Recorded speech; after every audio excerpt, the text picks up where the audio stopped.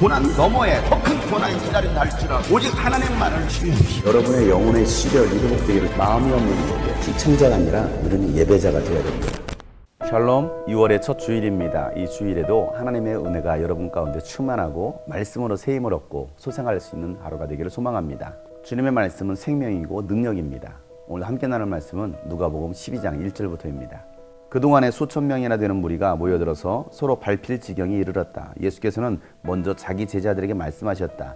너희는 바리새파 사람의 누룩 곧 위선을 경계하여라. 가려놓은 것이라고 해도 벗겨지지 않을 것이 없고 숨겨놓은 것이라 해도 알려지지 않을 것이 없다. 그러므로 너희가 어두운 데서 말한 것들을 사람들이 밝은 데서 들을 것이고 너희가 골방에서 귀에 대고 속삭인 그것을 사람들이 지붕 위에서 선포할 것이다. 내 친구인 너희에게 내가 말한다. 육신은 죽여도 그 다음에는 그 이상 아무것도 할 수 없는 자들을 두려워하지 말아라. 너희가 누구를 두려워해야 할지를 내가 보여주겠다. 죽인 다음에 지옥에 던질 권세를 가지신 분을 두려워하여라. 그렇다. 내가 너희에게 말한다. 그분을 두려워하여라. 참새 5마리가 두 냥에 팔리지 않느냐? 그러나 그 가운데 하나라도 하나님께서는 잊고 계시지 않는다. 하나님께서는 너희 머리카락까지도 다 세고 계신다. 두려워하지 말아라. 너희는 많은 참새보다 더 귀하다. 내가 너희에게 말한다. 누구든지 사람들 앞에서 나를 시인하면 인자도 하나님의 천사들 앞에서 그 사람을 시인할 것이다. 그러나 사람들 앞에서 나를 부인하는 사람은 하나님의 천사들 앞에서 부인당할 것이다. 누구든지 인자를 거슬러서 말하는 사람은 용서를 받을 것이지만 성령을 거슬러서 모독하는 말을 한 사람은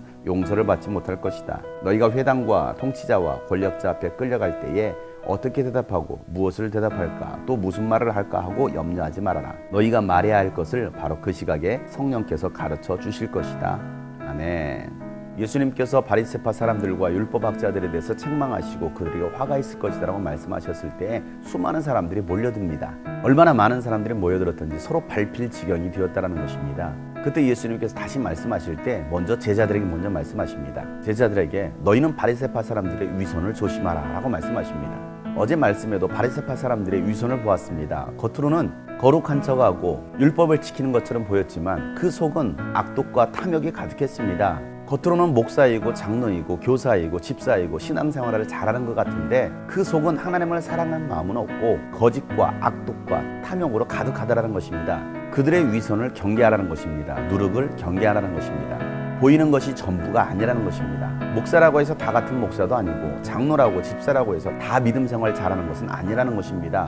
교회도 마찬가지입니다. 예수님께서 오셔서 감춰졌던 모든 것들이 다 드러나게 되었습니다. 비밀로 감춰졌던 것들을 예수님은 다 드러내신 것입니다. 이제는 골방에서 귀 속에다가 속삭였던 것들이 이제는 사람들이 지붕 위에서 선포할 것이라는 것입니다. 지금은 유튜브로 전 세계에 방송을 할 수가 있습니다. 하나님의 말씀을 선포할 수 있습니다.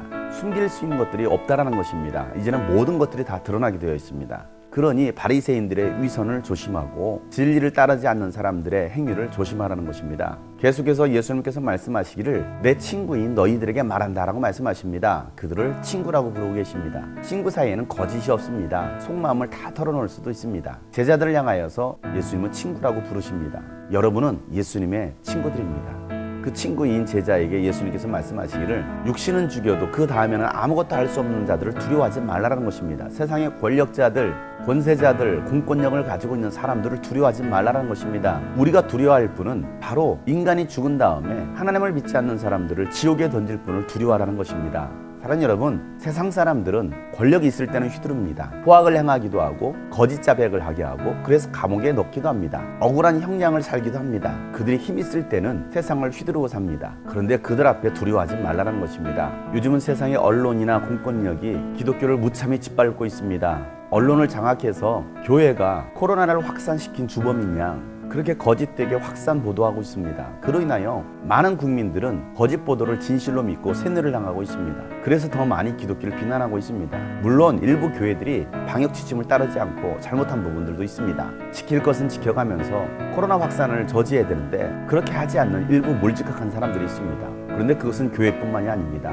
그럼에도 세상은 여전히 교회를 향하여 비난의 소리를 내고 있습니다. 그러면 우리는 누구를 두려워야 됩니까? 정부를 두려워야 됩니까? 공권력을 두려워야 됩니까?